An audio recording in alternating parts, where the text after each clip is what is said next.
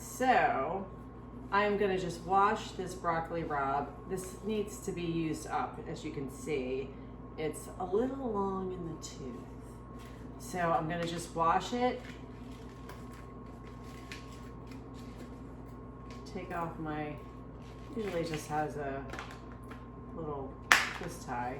I'm just gonna wash it and keep it in a bunch like this.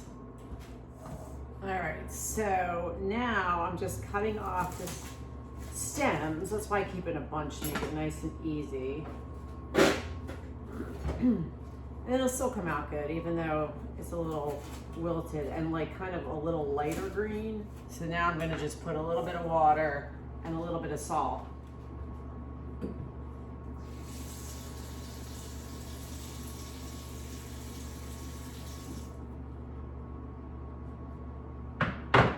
Just like a quarter of an inch of water probably is plenty. And then I'm gonna just put a few little grains of kosher salt in here. Not too much. And then I'm gonna turn it on. And I'm cooking it, once it boiled, I'm cooking it for about 5 minutes. All right, so now it just boiled or simmered really for about 5 minutes. I'm taking it out and putting it in my colander just to get it out of the water. The reason why I'm doing it in the skillet is because I'm going to use the same skillet, pour out that water. I'm going to use the same skillet to put my chopped garlic in and put the broccoli rabe back in the pan with olive oil in a few minutes. So now I'm just getting my garlic ready. I use the garlic press, but you can chop it. And I'm actually making something else that I'm going to use garlic for, so I'm going to do a little extra, which is one of the things that as you're cooking, because I'm always trying to get people to cook more, being a registered dietitian for 30 years, that's one of the biggest issues people have is not planning and not cooking. And with weight loss, diabetes, whatever it is, it all comes down to that. And I think the generation, probably a little bit younger maybe even than my generation, but and younger, they're just not cooking anymore.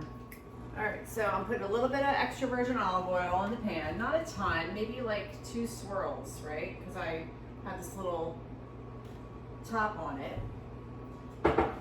And I'm gonna put the garlic in here just to get it started, since the broccoli rabe is already cooked. All right, get that going. Now I don't need any salt for the broccoli rabe because I already put salt in the water. So you can taste your broccoli rabe and see if you think you need any. All right, so now this is kind of simmering. I'm gonna turn it down just a little bit because I don't want my garlic to burn, you know, or get brown really, because it'll get a little bitter. So now that looks pretty good. It's kind of just starting to get the flavor out of it a little bit, and I'm gonna put my broccoli rabe right back in there. Okay. And then what I do then, I'm gonna put a little crushed red pepper in here because I like it. You don't have to put it in. And I have been told that my broccoli rabe is better than the restaurants. And it's so simple. Okay, but you don't want it swimming in oil. I don't like that. And this is super easy, one pan, you don't need to do a bunch of stuff. And I'm actually making this the day before the Super Bowl, or even whatever. If you're making it for dinner, you can make it earlier. Just put it in a, I'm turning the heat up a little. Put it in a dish in the fridge, and then I just heat it up. It's so simple, and it tastes great. And then sometimes what I'll do is I'll put it, even make a quesadilla out of it if I have it left over, maybe with some eggs. I've even put it in my grits with an egg on top, which is really great.